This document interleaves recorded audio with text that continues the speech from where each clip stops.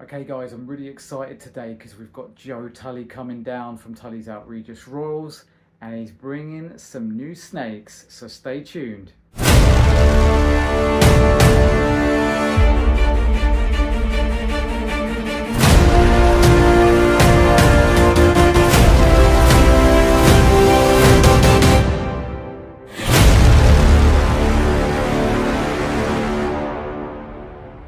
Right, I think I see the man.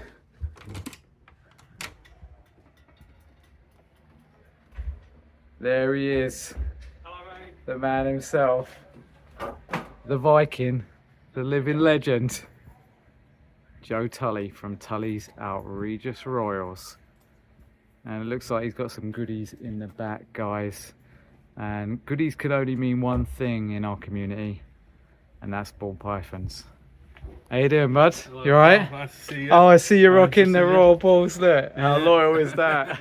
Okay, guys, so we're in now with Joe, and we're all ready to rock and roll. And he's now going to show me the snakes that he has brought. So, what are we starting with, Joe? So this one is the Enti Leopard 100% Het Clown. I actually got the mother from you quite some years back, so it only seems right that you have this girl. The mother didn't prove out Het for Clown, but the pairing for this one was the vanilla Leopard Pos Het Clown to a Enti Fire Clown. So I'm going at vanilla cream clowns with that addition of Enti and Leopard in there just to enhance that pattern. Now, you're the Enti man, aren't you? I tried to be. I love Enti. I love what Enti does. And there's not many mutations out there which Enti doesn't lend itself well to. So yeah, she's in shed, but she's And if you see this, guys, like, take a look at the pattern. Look at the head stamp that joins at the back there. And you can see she's in blue at the moment, so we're not seeing her at her best, but you guys will see her once she's all shed out.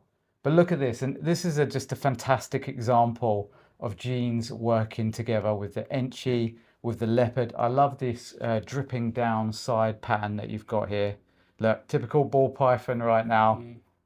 So she's got that textbook arrow-shaped pattern on the head as well. The Enti is sort of joined those eye stripes up at the back. That's it. Right across there. We can get that out. Hopefully you can see that, guys. I apologise if you're off centre. Yeah. And as you can hear again, we've got aeroplanes flying over because I live near an airport, so apologies for that. But she is absolutely stunning.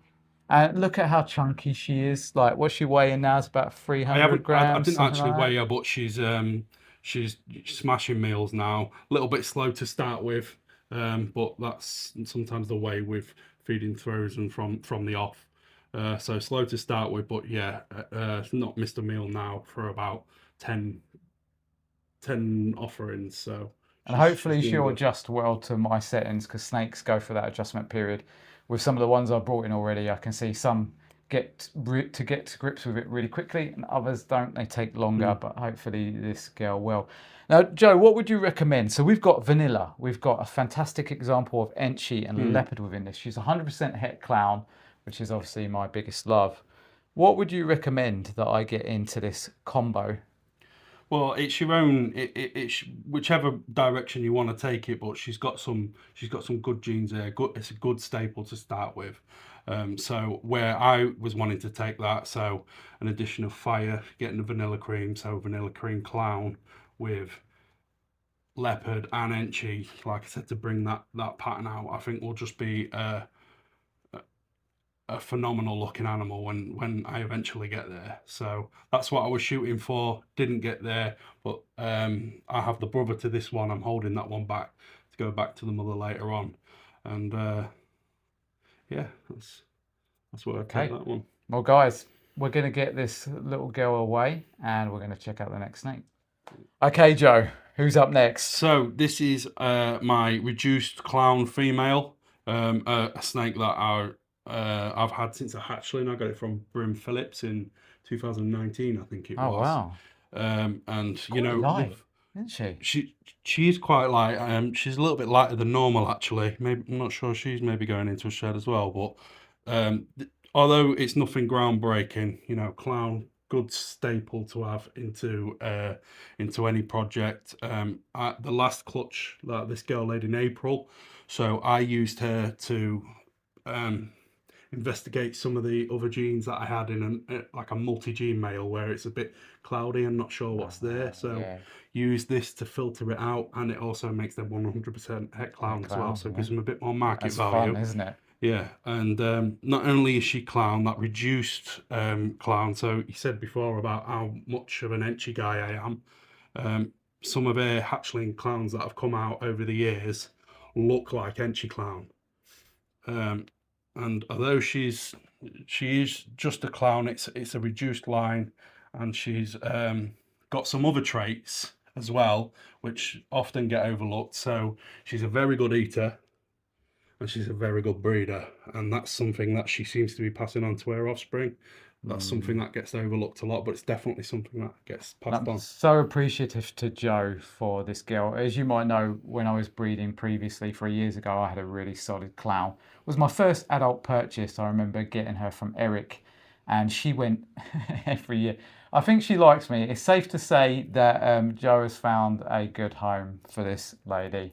I was going to say little lady, but I think actually she's probably going to be quite big once she's put on all of her weight back again. But she's had a good recovery from laying her last clutch. So you probably know my plans for this one already because I have spoken about them, and it involves another snake that you've brought today. But what else would you use this lady for? What else would you try and get into this reduced line of clown? Me personally, I'm really excited about Hypo Clown at the minute. Really like that, especially with some of the darker incomplete dominant traits. But you know, world's your oyster. You can go Desert Ghost, you could go something a bit crazier like Hurricane. If you wanted to go that route, Confusion. And some of this girl's offspring I'm going to use into my Burgundy Pied projects further down the line. And it's so funny he says Hurricane. Stay tuned because I do have Hurricane coming. I also have a chocolate pinstripe 100% het clown. Ooh, chocolate's another good one. And obviously I've got the bamboo leopard. He may have OD, he may have spot nose, 100% het clown. And these are the males. I'm going to use the het males that I've got to a visual clown. So after she does her first initial project, that's probably what we'll be looking at. Wicked. All right, guys, let's check out the last snake. Okay, so last but not least, we're going to look at this feisty little boy. So what we got here, Jay? So this is a Firefly Desert Ghost. This is a snake that I bought from Germany pre-Brexit. Bought it as a hatchling, and I actually bought it as a female, and then it turned out later on that this is a male, which happened to all of us. I feel the pain. Happens to everyone. So that very quickly meant that this male no longer fits into my breeding plans, and I'm delighted to find somebody where it will fit into their breeding plans. So you know, with Desert Ghost, everyone loves Desert Ghost. We know how powerful it is. We know what it can do. Brightens everything up. Whatever mutation you've got, whatever it is, it will be better if Desert Ghost is there. And then the additional incomplete dominance, you know, you've got fire in there, which is great. Sometimes fire with a sprinkle of Orange Dream looks like Desert Ghost on its own. And then a must in Desert Ghost is pastel. And I think that's fairly well known now up and down the hobby. Shows the value of pastel, guys, as well. I love pastel. I don't know where all this hoo-ha's come about, you know, pastel ruining combinations and that. All genes have to be used with the right combination of genes to bring out their quality. Yes. Now, I'm going to curveball this question and not ask Joe what I should bring into this snake. He knows what my plans are. This boy, when she's ready, is going to go to the reduced clown. We're going to make double hets, so we're hoping for a Firefly top tier there. Double het clown, Desert Ghost. A long-winded project for us, but I think starting out with quality, knowing exactly what we're working with, like Joe has said to me, is the way to go. And once I get to that end goal, I mean, can you imagine Firefly, Desert Ghost, clown is going to be phenomenal. And then with the reduced line and quality of that clown, it's going to be amazing. And I say it time and time again, guys, it's not about just collecting genes. It's about finding fantastic examples. It's about line breeding your specific genes, like Joe has done with Enti. Has a track record of working with Enti and picking the best examples and getting towards what he really likes to see, the expression of it. Yeah, I've almost done that by accident, but over the generations, you know, picking out the entries like, oh, that one's nice, and then that goes back to another entry which I think the same about, and then it just comes out so quickly, and you start to see the benefits of line breeding, even by not necessarily doing it deliberately, but it comes out all the same.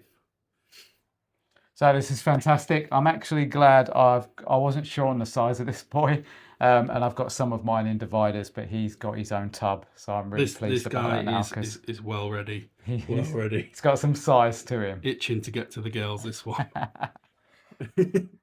Okay, guys, so there we have it. They're the 3 snakes that Joe's brought over to me today, and I want to say a massive thank you to Joe Tully from Tully's Out-Regius Royals, because he is the hand that pulled me back into the hobby. And without his support, my transition back in would have been a lot more painful. I mean, he's given me that support. He's provided me with some amazing snakes. He's provided me with some fantastic advice and guidance. And we have our Discord group, which I've talked about, with some other breeders on there too. And even though I'm quite experienced, I've lost a lot of my confidence with things, and I need a little bit of support.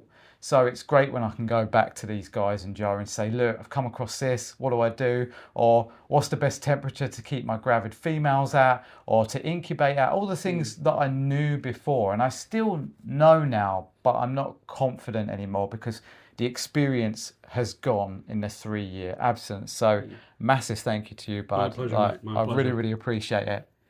Now, guys, we're just going to cap off, but if you're not following Joe Tully and Tully's Out-Regius Royals, I'm going to put the link in the description to his Instagram, to his YouTube. You got anything else? Morph Market page? Yeah, Morph Market, yeah. Instagram, Facebook. So have you got much on your Morph Market page at the moment? Is it just I think there's one snake up there at the minute. And you've got more coming soon? There's a couple which will be going on there when they've had a few more meals. So I've got 2 clutches which I'm just getting feeding at the minute. And 2 clutches in incubation now. One's maternally incubating, and then we're doing it the synthetic way and is in the incubator. Tell the quick story of the Purple Passion. Actually, this will be quite interesting, guys. So I was supposed to be coming down with 4 snakes. There's another Purple Passion GHI, which is another female favourite of mine.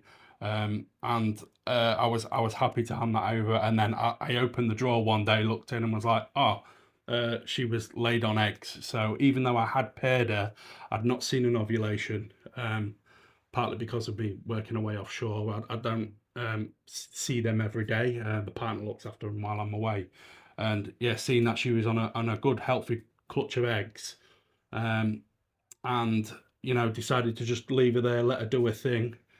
She's been taking meals while she's on the clutch, which is another myth that we busted. Look at that, guys. A female that's on a clutch, taking care of eggs, and still eating. Just goes to show you what people don't think happens does happen. Yeah. So with maternal incubation, what I think it's just another tool that we can use. If your incubator is not performing, or you've got some niggles with it, and you get an unexpected clutch of eggs, just leave her on them. Leave the mum to do the job, and they are so good at it. So there we go, guys. So what's your next video? Have you got an idea what you're going to be showing next? So people check out your channel. I'm waiting for something a little bit more YouTube worthy. I didn't want to just come out with like some of the experimental clutches that I've been doing recently. But the pied burgundy stuff that's coming, hopefully hit a double visual this time. I've been chasing that for a while now. So there is stuff coming. You got to check that out, guys. That was a project that I had that I never managed to actually do anything with, and it went over to Joe when I started to exit the Burgundy Albino Pied project. And Joe is doing some amazing things with that, amongst all the other things he's doing. So you're going to want to go check him out. So stop what you're doing right now and go and do it. But once again, thanks, Joe. You've been amazing, mate. This has been fantastic. And from me and Tully's Out-Regius Royals, we'll see you on the next video. Thank you.